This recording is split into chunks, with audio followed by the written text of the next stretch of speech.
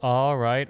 Hello, everyone, and now welcome to a game. This game going to be between Soen and HawK, taking place here on Concealed Hill. On the bottom left-hand side of the map, we have Soen spawning as the red orc. Meanwhile, on the top right-hand side of the map, we have HawK spawning as the blue human. Should be a great matchup here as I do some, lunch break casting for you. Hopefully this game does not disappoint as we are looking at HawK opening things up, Altar of Kings, Barracks, and that follow-up farm. Meanwhile, back on the southern side, War Mill, so it could be Farseer with Headhunters early on in this stage, or perhaps a fast tech to tier 2, depending on, well, what exactly Soen wants to go for. There are a number of green creep camps available on the map as well, so it does bode well to try and creep out with that Farseer. And if you want to try to do that fast tech to tier 2. HawK on the northern side really not showing anything yet. The human build orders, aside from that paladin rifle build, pretty much looks the same regardless if you go Archmage or Mountain King during those early stages. It is going to be a Farseer. We can see that the barracks is getting placed down, and it was War Mill first by a significant margin, so it doesn't look like Soen wants to get that lone early grunt. Without that lone early grunt, tanking is going to be a little bit more difficult, as we all know headhunters, before they become those berserker type, only at 375 hit points, and it's going to be up to Soen to try to keep those units alive. Now, so far, well, building up additional towers or farms here. No tower as of yet. Normally, we can see an arcane tower placed down in a human versus orc matchup if you think your opponent is going to try and pressure with that Farseer. But instead, Soen is playing rather close here, and he may not be trying to harass. Well, it looks like he could be trying to harass. All right, so Farseer already moving out across the battlefield. Perhaps going to summon up some Spirit Wolves right around now. Normally, I've seen a lot of Orc players summon up those Spirit Wolves a little bit earlier. Therefore, their timed life is less, but at the same time, you also have more mana on your Farseer. It's a little bit of a give and take type of situation, and each situation calls for something a little bit different. Farseer looking to put pressure onto the Archmage. Now Archmage taking a little bit of damage, and we're seeing, well, what that Farseer can really do. Who's going to get that last hit? And it is going to go to the Archmage, who gets to level 2. Little bit of damage onto that Archmage still, as the Wolf is going to perhaps get pulled back here. All right, are we going to see a resummon? No resummon, and so far a very strong opening by HawK as another round of Wolves going to get summoned up here. We're going to see a deny onto that Water Elemental. We do. So the Farseer, well, tries to get some early pressure on, doesn't get that much pressure, and doesn't even get any real experience. The Archmage is down to 353 hit points right now. And that damage is going to kind of stick unless we see a fast tech to tier 2 and then followed by an arcane sanctum. Headhunters trying to play that little bit of range game, that 550 range straight out of the gate. Very, very far range, one of the highest base ranges early on in the game. So that's what gives those Headhunters such good control during the early portion. Footmen now, well, getting in a little bit of superficial damage onto those Headhunters. Wolf now trying to back around here as the Archmage heads over to the Fountain of Health and uses the Cloak of Shadows. The Cloak of Shadows is going to allow the Archmage to heal up during the day, or now it is nightfall, but even could heal up during the day right there. And there's no reason for the Wolf to aggro the creeps. That is a brilliant use there to heal up. HawK perhaps realizing that and using this trick before, and this is just how, you know, small changes in the dropping of the items can change everything here. All of that damage that Soen tried to stick onto that Archmage, thinking, hey, I'm gonna make you spend gold on an arcane vault or shut you out of the early game. Well, not happened at all. Once more, another shadow or another hide. All right. We can see some of these headhunters trying to retreat back here. 29 supply compared to 30. Both sides teching to tier 2. We do have the spiked barricades already, so the footmen are not going to be able to dive in here easily, and we can see a little bit of damage. There's that dust of appearance, but remember, dust of appearance only reveals to the person who actually applied the dust. It doesn't reveal it to the creeps, and well, with that, the Archmage can once again just hide there a little bit longer. This is going to offer some time to the Farseer to try and clear out some creep camps, perhaps actually get a little bit of experience. There's that lone grunt early on that is often placed down, as we're looking at 35 supply compared to 29. All right, tech to tier 2 done. Tauren Chieftain getting trained up. We are going for a single bestiary and a voodoo lounge. Militia now being called back here as the footmen, well, able to clear out some creep camps away from all of the action again. Archmage is sitting at level 2. We're looking at a rock golem. Who's going to take it down? One more final shot, and it does go to the Farseer. Farseer picks up the potion of greater healing, and now damage onto the Archmage. Archmage is suffering quite a bit right there. Grunt going to try and take its place, and yes, that wall is still going down as a headhunter trying to retreat back. Archmage does have a cloak of shadows, but the Farseer had the dust of appearance, hence no real opportunity to try to hide and live and fight another day again, as the Forest Troll Trapper will get taken down eventually. That inner fire coupled with that little bit of healing making quite a difference overall. Endurance aura on that Tauren Chieftain first. He brings gifts of healing to all of these units. The Tauren Chieftain with Endurance first allows for faster movement speed across the map and also slightly faster attack speed. Archmage gonna aggro the Forest Troll Trapper creep camp here. Are we gonna try and see perhaps a surround onto this Ogre Lord? Ogre Lord goes straight for the Archmage. Archmage taking quite a bit of a beating, and now we see a full surround onto the Ogre Lord here.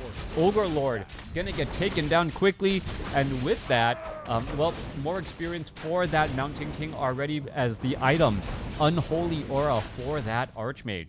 Meanwhile, on the southern side of the map, Tauren Chieftain did pick up Claws of Attack +8. He will need to get a little bit of heal. Farseer and Tauren Chieftain both sitting at, well, both sitting low level, level 2, level 1, going up against a level 3, level 1. 33 supply compared to 40. HawK, well, deciding to build up a little bit of a larger army, perhaps going to get another farm down and start cranking out some of these well, sorceresses and priests. This is all off of dual arcane sanctums, so HawK will need this additional farm here in just a moment. Meanwhile, back on the southern side, Tauren Chieftain finds his way to level 2. Farseer, 5 experience shy from level 3, doesn't want to summon up wolves until, well, I take it back, summons up wolves before level 3 is even available. Endurance aura, well, grabbed, but still no sign of Shockwave or Stomp. All right, Chain Wave, very effective at bouncing a Chain Lightning on that back line. If you can get some Tauren Chieftain Shockwave downs as well. The question then becomes, are we going to be looking at Spellbreaker training coming in from HawK, as those are magic immune? 41 supply compared to 44. Units doing a little bit of a back and forth here. That Peon not able to set up that Great Hall, as it will stay at one base play on both sides.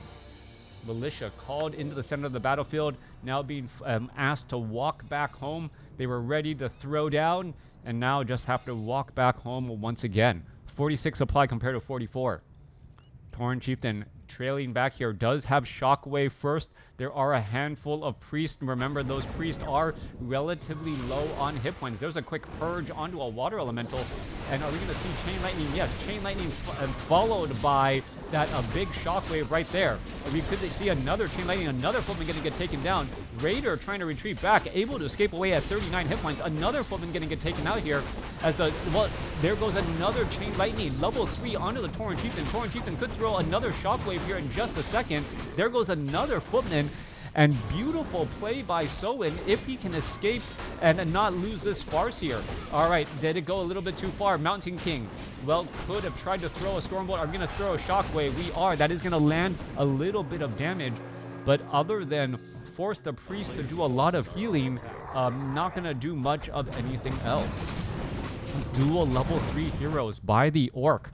Farseer, Clarity Potion. Tauren Chieftain, Clarity Potion as well. We need to see some healing on those raiders and perhaps pick up some more of those strong consumable items that are available to the Orc army. Kodo Beast also out on the battlefield as well. We are starting to see those Spellbreakers. Those Spellbreakers, well, obviously magic immune. Obviously can take can stand in Shockwave, but the downside is that they cannot have Chain Lightning bounce across them. And I say unfortunately because, well, that means it's going to be mainly the casters that are, and those low hit point casters that are absorbing that Chain Lightning random bounce, which is, well, exactly what the Orc player wants anyways. All right, picking up a Sobi Mask onto that Tauren Chieftain. Tauren Chieftain, if he can get a lot of mana, could spell a lot of problems here, as we are looking at the Fountain of Health just filling up the Shamans once more. Shamans need a bit more mana as well if they want to be able to purge down any water elementals or break some of those slows. Mountain King did opt for Stormbolt level 2 and level 1 Bash. He is going to be able to say surprise with invisibility support here, as we're looking at the, well, Militia coming in from the other side. Are we going to see it? Yes, Stormbolt straight up right there. There goes a couple of ensnares. Are we going to see a Shockwave across that front line? No Shockwave. Spellbreaker trying to retreat back. There's a Chain Lightning. There's a Shockwave there. Raider perhaps going to try and heal. Kodo Beast chowing down on a Spellbreaker in that back line here, as another Raider, well, does not escape. Low hit point raiders are a problem. 45 supply compared to 48 units, while trying to play with their back facing that Fountain of Health. Very, very nicely done there, as the Shamans run out of mana. There goes a Purge again, and these units are just trying to hide in the back. All right, low hit point raider hiding in the back. Grunt is going to get storm bolted. He's going to get taken down easily, giving level 4 to the Archmage. And, well, a beautiful Chain Lightning Shockwave, but not enough to finish the Mountain King, as the Mountain King did have a Potion of Greater Healing. Are we going to see another Ensnare? No, we are not. Not enough mana. Chain Lightning could go down. Oh, there's Invisibility. Invisibility onto the Mountain King and onto that Priest. Do we see Dust of Appearance? There goes the Mountain King. I don't think there was Dust of Appearance. How was it spotted? Was there a ward down? I didn't see quite what allowed them to spot right there, as we see the Mountain King resurrected at the tavern. All right, Archmage could be in some serious trouble. Ensnare, Tauren Chieftain in trouble. Potion of Greater Healing used in time. Are we going to see the Archmage get taken down? No, Archmage, Scroll of Town Portal. Tauren Chieftain going to be in trouble, down to 133 hit points, as the Scroll of Town Portal resets the battlefield. All right, Tauren Chieftain, well, perhaps going to head back to that Fountain of Health, try to heal up alongside some low hit point raiders.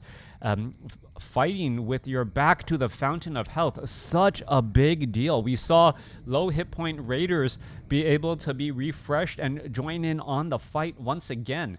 The problem and issue right now is, well, the casters of the Orc army often do not have enough mana, and that's exactly what we're seeing there. There was that sentry ward. All right, so a sentry ward was placed down. I was looking for witch doctors for a second, but no, it was, I believe that was the item variety, as a couple of peons getting cleaned up here. Perhaps Mountain King going to try to get a bash. Yes, does slow down that peon a little bit more. One more final attack in the back does finish it off. Meanwhile, a Tauren Chieftain heading off to the north, trying to clear up this creep camp here. Farseer is here as well. They're going to clear it up as the main base here. There is spiked barricades, but remember, only the Mountain King is technically a melee hero. Everything else is ranged, so the spiked barricade's not going to do anything at all. That one bestiary down to 58, or down to 600 some odd hit points. Kodo Beast going to try to get storm bolted for its efforts. And could you imagine, hammer to the face right as you're about to chow down on a Spellbreaker there, as the Archmage and Mountain King look to take down some of these very important tech buildings. All right, Tauren Chieftain, there goes a Shockwave. We're going to see a Scroll of or are we perhaps going to see a Chain Lightning here? That is the question. Chain Lightning across all of those units. Tauren Chieftain doesn't have mana, as the units are looking to fall back again. 54 supply compared to 49. Back down here on the southern side, Tauren Chieftain, Raiders all here, ready to go. 49 supply compared to 54. Tauren Chieftain Gonna get healed up again, getting some clarity potions, and now clearing out this relatively easy 4-3-3 creep camp. Tauren Chieftain doesn't want to lose that clarity bonus, but ends up taking a bit of damage from that Forest Troll Trapper there. Alright. Mana is key on that Farseer and that Tauren Chieftain to get that initial burst of damage and build the momentum in the opening moments of the battle. If you're able to get 2 Chain Lightnings and a Shockwave, or 2 Shockwaves and a Chain Lightning on that back line, things do tend to go your way if you are Soin. Meanwhile, HawK wants to perhaps land a strong Stormbolt and then to start picking off units while disallowing the Kodo Beast to be able to chomp in on anything. There's that Chain Lightning across that back line. There is a Scroll of Healing on the Archmage. Now, Tauren Chieftain may be forced to use the Invul Potion, and now, well, pretty much now out of mana, and oh my gosh, stun Invul Potion in time, but so much mana lost from those Spellbreakers as the Tauren Chieftain now looks to back up again. Raiders trying to get up onto that backline spot here. Farseer, well, unable to get that initial burst of damage onto those casters, and those casters were able to heal back up while the Tauren Chieftain and Mountain King still hold onto a plenty amount of scrolls of healing. That may have been exactly what we needed. Perhaps Stormbolt onto another. There's a Dust of Appearance. Mountain King, Stormbolt onto another Raider right there. Low hit point Raider. How much damage is going to go down across these units as the Archmage, doesn't finish off that Raider, able to escape away at 67, but there is no Fountain of Health here to try and hide behind. 49 supply compared to 53. HawK is in a, good pressing spot if he can keep his backline alive. Mountain King still has another Scroll of Healing. Archmage already used his. So 2 Scrolls of Healing used to try and shake off that damage from the Chain Lightning and that Shockwave. That would have given level 5 to the Farseer a little bit more. There's now level 4 on the Mountain King, level 5 on the Farseer. There's a good Chain Lightning around, but it's not going to be enough as the Tauren Chieftain, going to go Potion of Healing. There's a Shockwave again. We need to see another Chain Lightning, but a Scroll of Healing used by the Mountain King once more. Farseer going to Chain Lightning. That's going to bounce around, but really not enough. Another Shockwave ripping through as the Tauren Chieftain and the Farseer still need mana. Not enough mana. We're looking at the army size, 29 compared to 47. The casters look like they were able to stay alive. Mountain King, however, falls at level 4. Farseer currently okay. And what is the Tauren Chieftain doing? Trying to go after those casters.